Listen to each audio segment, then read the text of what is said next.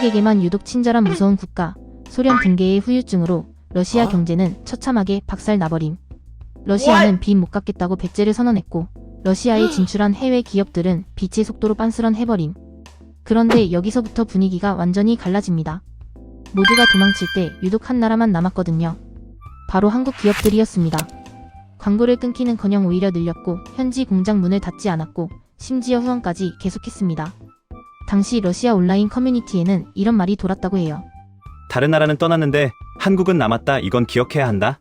이 글이 러시아 전역으로 퍼지면서 한국에 대한 인식이 완전히 달라지기 시작합니다. 그리고 정말 말 그대로 기억해버린 나라가 러시아였습니다. 유가가 반등하면서 러시아 경제는 불과 1년 만에 살아났고, 그 다음 장면이 진짜 무섭습니다. 은혜를 갚는 방식이 국가 스케일이었거든요. 이건 단순히 고마움을 표현하는 수준이 아니었어요. 러시아 내부 군수 포럼에서 돌았던 말이 있습니다. 불금 전차? 한국으로 보내라. 모형 말고 실물로. 이게 농담처럼 들리는데 실제로 한국은 러시아 무기 도입국이 됐고 항공우주 협력도 진행됐죠. 이런 대우는 동맹국에게나 주는 건데 한국이 받은 겁니다. 그리고 이 소식이 일본으로 건너가면서 난리가 났어요. 일본 야후 재팬 댓글에 이런 반응이 달립니다. 좋아요 2만 개가 넘게 찍힌 베스트 댓글인데요. 러시아가 한국을 이렇게 대놓고 밀어주는 이유를 이제야 알겠다. 일본은 끝까지 눈치만 봤다. 이 댓글 아래로 일본 네티즌들의 자조적인 반응이 쏟아집니다. 자기네 정부가 기회를 날렸다는 비판이 엄청났거든요. 그 다음 장면이 더 흥미롭습니다. 러시아에서 삼성과 LG는 그냥 외국 브랜드가 아닙니다. 국민 브랜드라는 표현이 실제로 쓰였습니다. 현지 설문조사에서 러시아인들이 가장 신뢰하는 가전 브랜드 1위가 삼성으로 나온 적도 있었죠. 이게 얼마나 대단한 거냐면 러시아는 자국 제품 애용을 국가적으로 장려하는 나라예요. 그런 나라에서 외국 브랜드가 1위를 차지했다는 건 거의 불가능에 가까운 일입니다. 이때 일본 커뮤니티에서 터진 말이 있습니다. 정치랑 경제를 분리해서 본 한국의 승리다. 이 댓글도 좋아요 15,000개를 넘겼습니다. 일본은 미국 눈치를 보느라 러시아 시장을 포기했는데 한국은 양쪽 다 챙겼다는 분석이었어요. 실제로 한국 기업들은 미국과의 관계를 유지하면서도 러시아 시장에서 점유율을 계속 늘려갔거든요. 여기서 첫 번째 반전이 나옵니다. 러시아는 서방 제재를 받을수록 한국에 더 열어줬다는 점입니다. 무비자 협정이 대표적이죠. 일본에서는 러시아 입국이 까다로워질 때 한국은 오히려 문이 열렸습니다. 이게 얼마나 파격적이냐면 유럽연합 국가들이 줄줄이 제재에 동참할 때 한국만 예외 대우를 받은 겁니다. 러시아 입장에서는 서방과 완전히 등을 돌리지 않은 통로가 필요했고 그게 한국이었던 거죠. 야후 재팬에 달린 댓글 중 하나가 이렇습니다. 우리만 손해보는 구조다. 한국은 제재를 지키면서도 실리를 챙겼다. 이 댓글에 일본 네티즌들이 공감을 표시했어요. 실제로 한국은 국제사회의 대러 제재에 동참하면서도 기존 계약은 이행하고 인도적 지원은 계속했거든요. 이런 균형 잡힌 접근이 러시아의 신뢰를 얻은 겁니다. 두 번째 반전은 먹거리입니다. 초코파이 이야기 다들 들어보셨죠? 연간 16억 개 이상이 팔립니다. 이건 과장이 아닙니다. 러시아 현지 슈퍼마켓에서 초코파이는 간식이 아니라 생활 필수품에 가깝습니다. 러시아 가정에서는 손님 접대용으로 초코파이를 꼭 준비해 둔다고 해요. 한국의 다가상에 떡이 올라가는 것처럼요. 팔도 도시락은 더 웃깁니다. 그냥 러시아 향토 음식 취급을 받습니다. 러시아 젊은 세대는 팔도 도시락을 한국 음식이 아니라 자기네 음식으로 알고 있을 정도예요. 모스크바 편의점에서 라면 코너 점유율을 보면 한국 제품이 70%가 넘습니다. 일본 네티즌 반응이 이랬습니다. 우리 컵라면은 사치품인데 한국 라면은 생활용품이다. 실제로 일본 라면은 러시아에서 프리미엄 제품으로 분류돼요. 가격도 한국 제품의 2배에서 3배 정도 비싸고요. 반면 한국 라면은 대중적인 가격에 현지화도 잘 됐거든요. 김치라면, 불닭볶음면 같은 제품들이 러시아 입맛에 딱 맞았던 겁니다.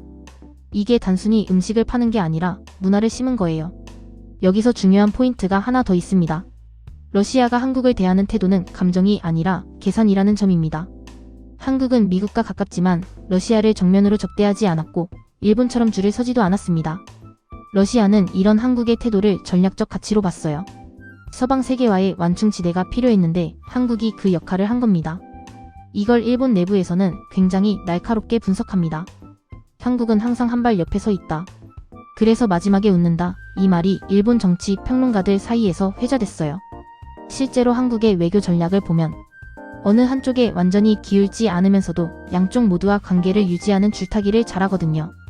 러시아 입장에서는 이런 한국이 필요했던 겁니다.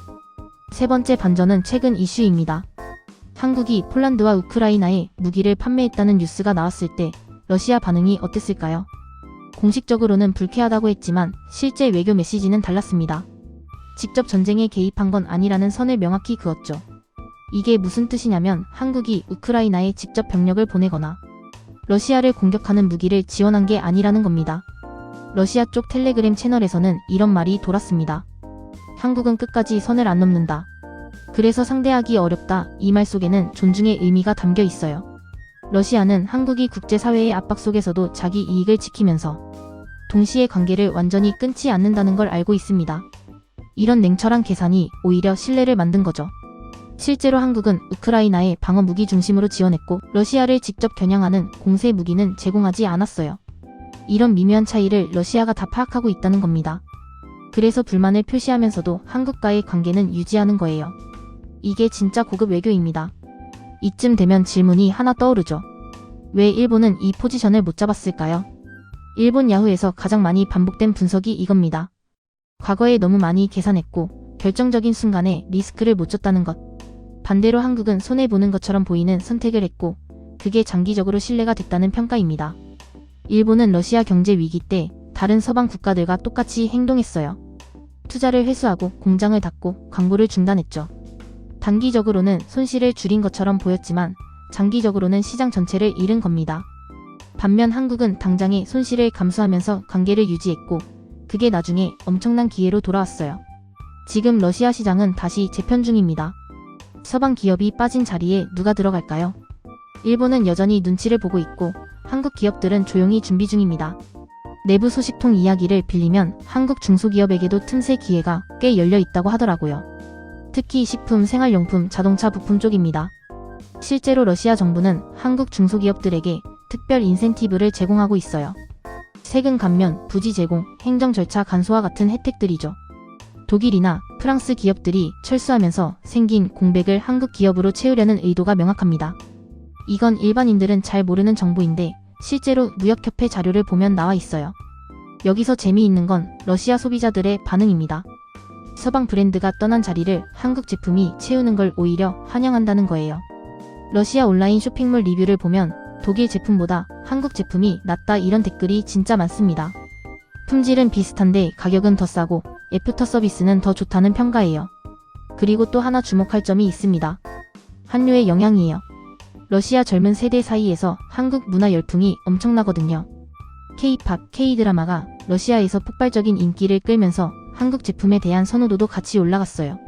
이게 단순한 유행이 아니라 소비 패턴의 변화로 이어지고 있습니다.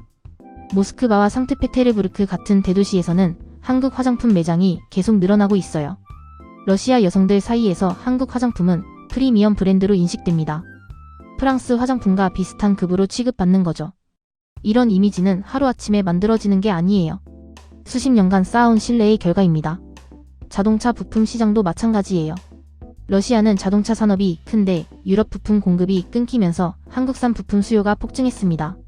현대차와 기아차 부품은 물론이고 삼성이나 LG 같은 전자부품도 러시아 자동차에 들어가고 있어요. 이게 일본에서는 부러움의 대상이 됐죠. 일본 자동차 업계 관계자들이 한국의 러시아 진출 전략을 분석한 보고서가 있는데요. 거기서 이런 표현을 썼어요. 한국은 위기를 기회로 바꾸는 능력이 뛰어나다. 실제로 서방 제재라는 위기 상황에서 한국은 오히려 시장 점유율을 늘렸거든요. 이런 유연성이 일본에는 없다는 자성의 목소리가 나오고 있습니다. 여기서 여러분께 질문 하나 드릴게요. 이런 한국의 외교와 비즈니스 스타일 계속 유지하는 게 맞을까요? 아니면 이제는 방향을 바꿔야 할 시점일까요? 어떤 분들은 너무 줄타기만 하다가 양쪽 다 잃을 수 있다고 우려하시거든요. 반대로 어떤 분들은 이게 바로 한국의 강점이라고 말씀하시고요. 실제로 국제 정세를 보면 미국과 러시아의 대립이 점점 심해지고 있잖아요. 이런 상황에서 한국이 중립적 위치를 계속 유지할 수 있을지 의문을 제기하는 전문가들도 있어요. 하지만 지금까지의 결과를 보면 이 전략이 꽤 효과적이었던 것도 사실입니다. 마지막으로 하나만 더 여쭤볼게요. 러시아가 이렇게까지 한국에게 우호적인데 이 관계가 앞으로 더 깊어질 거라고 보시나요? 아니면 언제든 뒤집힐 수 있는 위험한 관계라고 보시나요? 솔직히 국제관계에서 영원한 친구도 영원한 적도 없다고 하잖아요. 러시아도 언제든 태도를 바꿀 수 있죠. 하지만 한 가지 확실한 건 지금까지 한국이 쌓아온 신뢰는 쉽게 무너지지 않는다는 겁니다. 러시아 입장에서 한국은 서방과의 연결고리이면서 동시에 아시아 시장으로 가는 관문이거든요. 이런 전략적 가치가 있는 한 관계는 유지될 가능성이 높아요. 생각을 댓글로 남겨주시면 다음 영상에서 실제 댓글 반응을 바탕으로 이어서 이야기해보겠습니다. 여러분의 의견이 정말 궁금하거든요. 특히 실제로 러시아에 다녀오신 분들이나 무역 관련 일하시는 분들의 생생한 이야기를 듣고 싶습니다. 이런 국제관계의 뒷이야기 계속 보고 싶다면 구독과 좋아요 눌러두시는 게 좋습니다. 다음 영상은 일본이 이 상황을 어떻게 받아들이고 있는지 내부 여론을 더 깊게 파보겠습니다. 일본 정치권과 재계에서 나오는 반응들이 꽤 그럼 다음 영상에서 뵙겠습니다.